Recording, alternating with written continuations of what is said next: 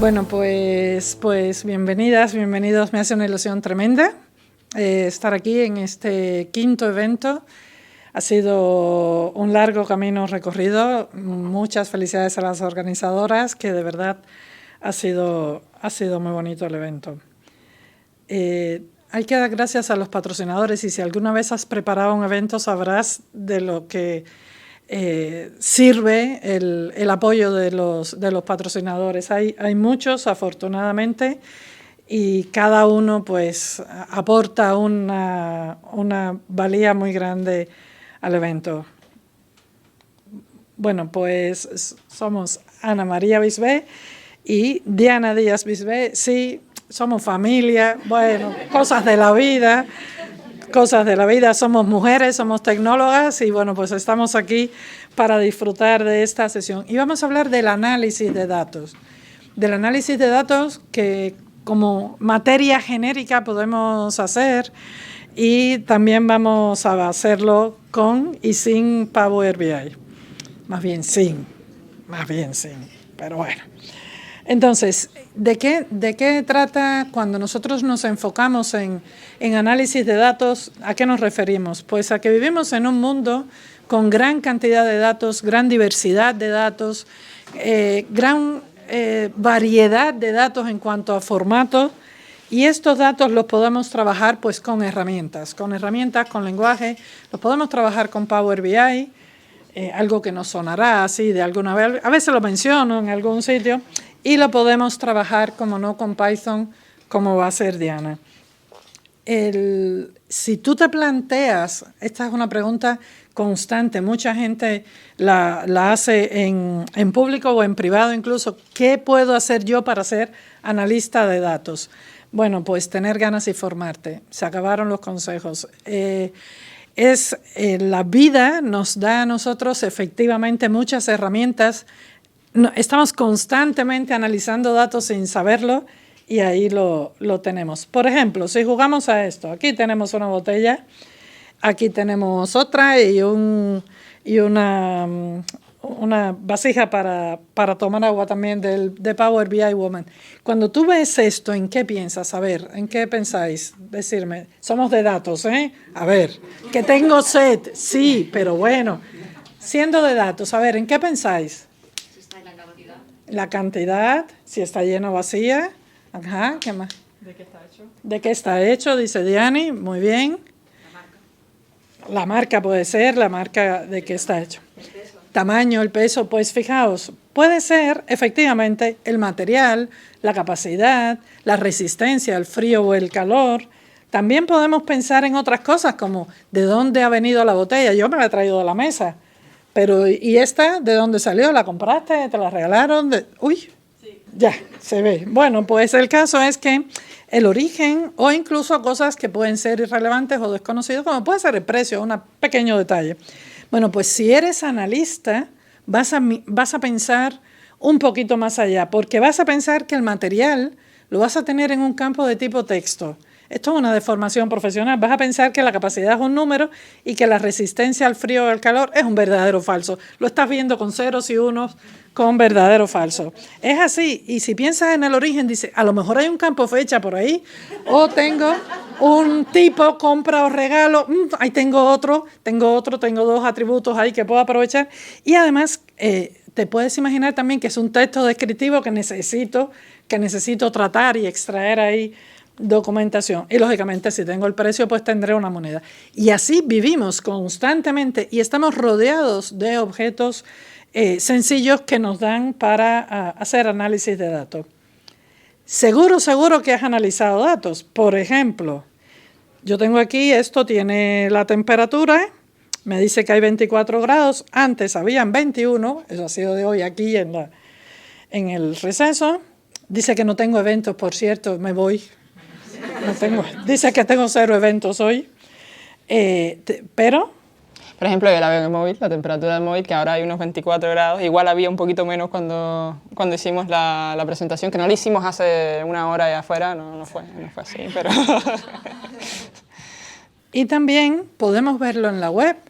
Por ejemplo, a ver qué nos cuenta ahora el AEMET.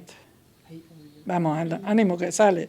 Ahí lo tenemos. Bueno, pues nos dice que hay 22 grados todavía y nos está dando toda esta información. Y entonces la cuestión es, ¿con qué me quedo de todo esto? ¿Qué es suficientemente útil? ¿Qué es suficientemente preciso? Y la respuesta es, ¿cuál es la respuesta? ¿Cuánto es bueno y cuánto es malo de toda esta información? Depende. Ahí se ve que es de Galicia. Depende. Eso es, exactamente, depende. Porque este es uno de los retos que tenemos que superar nosotros, saber hasta dónde tenemos que llegar. Porque no es lo mismo si yo quería saber la temperatura para venir aquí con una blusita o un abrigo, o si tengo que sacar las vacas a pastar, o me voy a ir de vacaciones, o tengo que sembrar y tengo que saber si se va a caer el mundo mañana, viene una filomena y me lo fastidia. Es importante ver que todos estos datos que podemos tener son más o menos útiles o me sobra la mitad en dependencia de lo que vayamos a superar. ¿Tú ves, María José? Muy bien, depende. Esa es la respuesta. Depende del requisito y siempre vendríamos como analistas a pensar justamente en el requisito. Eres analista si extraes información de donde quiera que llegue y con la forma que llegue, que ya sabemos que los datos son aquello que te llega, bueno, de aquella manera, para que nos engañamos. Descubres patrones, limpias, buscas la coherencia en los datos, buscas la relación que puede haber, mides, validas, documentas lo que tienes. Yo, por ejemplo, bueno, por hacer algo lo haría con Power BI, con Power Query, hoy lo haría con Fabric, ¿verdad, Diana? Yo me entraría allí a hacer este tipo de cosas con Fabric. Bueno, pues puedes hacerlo también con Python. Y ahora no sale corriendo, ¿no sabes? Vamos a ver código de Python. Sí, pero... me ha dicho Inés que bueno, que hasta las 10 de la noche por ahí, entonces las 9 tareas, ¿no? Nos da tiempo. Así que... Y no salir corriendo, igual vamos a ver código de Python, pero bueno, al final lo que nos queremos centrar es que nos da igual un poco la herramienta, es más bien el proceso de análisis que vamos a realizar para trabajar con estos datos. Bueno, hoy vamos a ver una demo de limpieza de datos con Python, específicamente utilizando la biblioteca Pandas, la biblioteca de trabajo con datos en Python. Yo estoy trabajando con un dataset que contiene información sobre las publicaciones de audiolibros, porque nos gusta leer, pero no nos da la vida, entonces tenemos que escucharlo por audio, desde el año 98 hasta el 2025, así con pre-planned releases. Y vamos a ir viendo las distintas columnas, vamos a ir realizando la limpieza de las mismas. Lo primero que hice fue cargar todos los datos a un data frame de Pandas y luego, bueno, me puse a inspeccionar, a explorar estos datos, lo que consistía en revisar las primeras filas de todo el dataset para ver qué información tengo, qué columnas tengo y cómo está presentada la información que puedo hacer con ella. Aquí tenemos los datos que están en las columnas, pero los vamos a ir viendo durante la demo. También me puse a inspeccionar qué tipos de datos me vienen en las columnas y me di cuenta que venían todos como objeto. Eso quiere decir que Pandas interpreta que los considera texto o cadenas de caracteres. Considera todas estas columnas texto o cadenas de caracteres, lo cual igual no va a ser apropiado porque vemos que tenemos columnas como precio, columnas como release date, que va a ser una fecha, es decir, que en algún momento a lo mejor nos va a hacer falta cambiar este tipo de datos a un tipo de datos más adecuado. Cuando fui a ver las columnas autor y narrador, ¿qué pasó? Que vi que tenían el trozo de texto written by y narrated by respectivamente en cada una de las columnas y nos interesa más el valor real de la columna, el valor del nombre del autor y del narrador para quedarnos con esto. Eso fue lo que fui haciendo con funciones de Python, no nos centramos igual en el código y así me va quedando mi data frame. Vemos la columna autor ahora solo con los nombres y narrador también con los nombres. Después me fui a la columna Stars. Esta columna contenía la cantidad de ratings y la cantidad de estrellas que se le iban dando a cada uno de estos audiolibros. Bueno, algunos de estos audiolibros, porque vamos a ver luego que hay un montón que no están calificados. Y lo contiene todo en la misma columna, el valor de ratings y el valor de estrellas. Si hacemos un muestreo de las 10 filas random de las que se encuentran dentro de esta columna, vemos que hay un montón que no están calificados y también vemos esto que tenemos conjunto estas dos variables, además, que van a ser número de estrellas y el número de ratings. Es decir, que nos convendría convertirlo a valores numéricos y separarlo en dos columnas para poder trabajar con ellos, que es lo que hice. Lo primero fue sustituir el texto not rated yet por valores none, y para poder luego ya convertir a numérico. Y entonces me quedaba con estas dos columnas, rating stars y en ratings, que contiene, bueno, los valores que extrajimos de la columna original stars, que acabé por eliminar, ya que no necesitamos esta columna. Así me va quedando mi data frame con las nuevas columnas. Ya vemos que stars no está. Bueno, como les iba diciendo, igual si me hacía falta cambiar el tipo de datos de alguna de las columnas. En la columna de precios tenía un objeto, es decir, un tipo texto, que precio obviamente me hace falta un número, me hace falta conocer qué valor para ayudarle al cliente. Y por eso lo decidí cambiar a float, ya que es un número decimal, un número que tiene que ver obviamente con el precio. Rating stars, ahora vamos a ver por qué yo quise cambiar la categoría un poquito adelante. Y después release date a datetime, que es el tipo de dato de fecha de Python.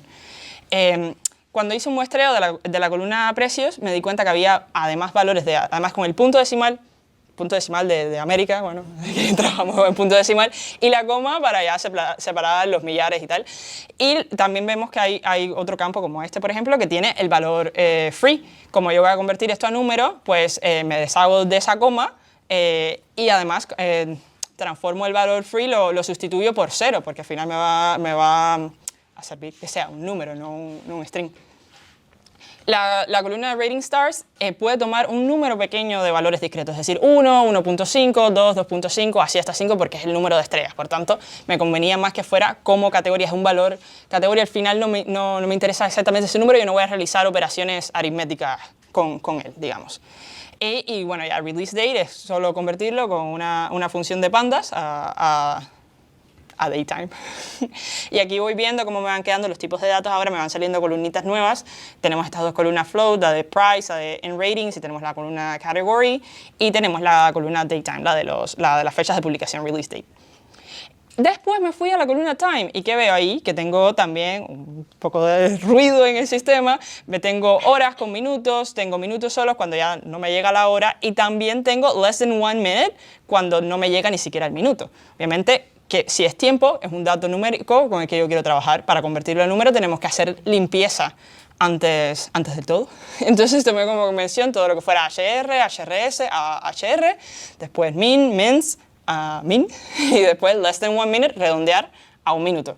Porque tampoco la exactitud para este ejemplo no era tampoco tan necesaria. Por eso aquí me va quedando la columna esta time, ya con las HR, con los MIN, y lo que hago es luego realizar la operación de convertir estas horas a minutos para tener solo el tiempo en minutos para poder trabajar con él. Y así me va a quedar mi columna numérica, time minutes. Acabo por dropear, por deshacerme de la columna original, la columna time, y así me va quedando de nuevo la actualización del data frame, como habíamos convertido los minutos, lo que fuera menos de un minuto, redondear a 1 minuto, pero eso me queda enteros. Entonces tengo una columna time minutes enteros, la nueva. Ahora, como tengo columnas numéricas, puedo realizar cositas guapas numéricas con ellas. Puedo utilizar la función .describe de pandas también para obtener la estadística descriptiva de todas las columnas numéricas de mi data frame. Y aquí me va quedando todos estos valores aquí para analizar datos. Lo mismo la moda, que diga la media, pues la desviación estándar. Y bueno, ¿qué quise luego hacer? Como tengo columnas numéricas, quiero ver que los rangos de los datos sean los esperados. Para ello me hice unos histogramas de algunas de las columnas numéricas para ver por dónde iban los tiros con estos datos. Y yo vi que entonces en la columna precio, cuando hago el histograma, veo que están un poco elevados para tratarse de audiolibros, ¿no? Bueno, tampoco nos da... si esto es lo necesario, bueno, nos quedamos sin leer. Entonces, me doy cuenta en la descripción de los datos de lo primero que he tomado, que es que está en Indian Rupees. Y bueno, digo, esto no es un valor con el que nosotros solemos trabajar, por tanto yo lo fui a convertir a dólares americanos utilizando este exchange rate, operación aritmética para transformar esa columna, ya que, claro, lo habíamos convertido antes a columna numérica, pero esto es lo que nos da, ¿no? Que tenemos que hacer esta limpieza para poder trabajar con los datos, para luego poder visualizarlos, analizar, para dárselos al cliente. Entonces, en la columna Language también me doy cuenta, ruido, suciedad, hay nombres de idiomas, pero están con mayúscula, con minúscula, como ha salido a ellos ponerlos al principio, y tomo con la convención de ponerlos todos, llevarlos todos a mayúscula dentro de la columna, ya que en inglés el nombre del idioma se escribe con mayúscula. Otra cosa importante a la hora de limpiar datos, buscar duplicados. Yo voy a buscar los duplicados utilizando las columnas que me interesan, name, author, narrator, time in minutes y price. Y cuando busco utilizando este subconjunto de columnas me da que tenemos 70 duplicados. Bestialidad. Bueno, dentro de esto. Y cuando veo, bueno, ¿qué es lo que está pasando? ¿Por qué tengo estos datos duplicados? Cuando veo es que se trata de los mismos audiolibros, pero que tienen distintas fechas de publicación. Para este ejemplo, yo tomo como convenio quedarme con la más reciente. Y aquí utilizamos esta magnífica función que nos facilita muchísimo la vida de Pandas, drop duplicates, y nada más que le tenemos que pasar el parámetro keepLast, y esto nos facilita la vida un montón. Ahora busco de nuevo duplicados y me queda que tenemos 0. Por último, aquí vamos a trabajar con valores que faltan, valores ausentes. Aquí ya sabíamos que en la columna Stars al principio teníamos un montón de libros que no habían estado calificados, por tanto, en las nuevas de Rating Stars y en Ratings nos quedaban un montón de valores NaN. ¿Qué pasa con los valores NaN? Que en cualquier... depende del ejemplo, depende. ¿Qué podemos hacer? Podemos cambiarlos a 0 si eso tiene sentido, podemos mantenerlos como valores NaN, podemos imputar valores utilizando algoritmos de Machine Learning para ver de predicción para ver cuál sería el valor idóneo. En este caso, depende. Si queremos hacer una correlación de precios con calificaciones, bueno, pues sí, a lo mejor necesitamos una relación de precios, necesitamos que estén todos los audiolibros, no que estén solo los que tengan calificaciones, porque a lo mejor y esos audiolibros que no tienen calificaciones son los menos populares, entonces pues tiene sentido que tengan un precio distinto a los más populares, es decir, estaríamos sesgando nuestra muestra. Y aquí, bueno, lo último que nos queda es quedarnos con nuestra dataset limpia, que también tenemos esta otra magnífica función, .toCSV, donde ya tenemos el data frame de Pandas y ya lo convertimos a un .csv y nos quedamos con él para luego realizar visualizaciones y todo lo que venga atrás del analista, lo que quiera crear. Pues muy bien, si me pasas a la PPT, seguimos. Bueno, no son las 10 de la noche, no son las 10 de la noche. Me he dado prisa, ¿eh? Pero, sí. Pero fijaos, eso es exactamente lo que hacemos con cualquier cosa. Lo hacíamos con SQL antes, lo hacíamos con Excel, lo hacemos con Power BI, por supuesto, con Power Query, y se hace con Python. Y eso es lo importante, que da igual la herramienta, sino ese trabajo de observación del dato que viene, de la limpieza, quitar el ruido, enriquecer el dato, porque se han enriquecido con una serie de nuevas columnas y al final el análisis va a quedar mucho mejor que como el dato que obtuvimos. Entonces, ¿yo a qué me dedico como analista? Que la gente dice, bueno, ¿y tú qué haces? ¿Tú qué haces? Bueno, pues yo hago cositas, alguna cosilla por ahí, pero sobre todo me dedico a buscar, a detectar patrones en los datos, a ver su comportamiento, a mostrar información a los clientes para la toma de decisiones y detectar la eficiencia y la deficiencia en los datos.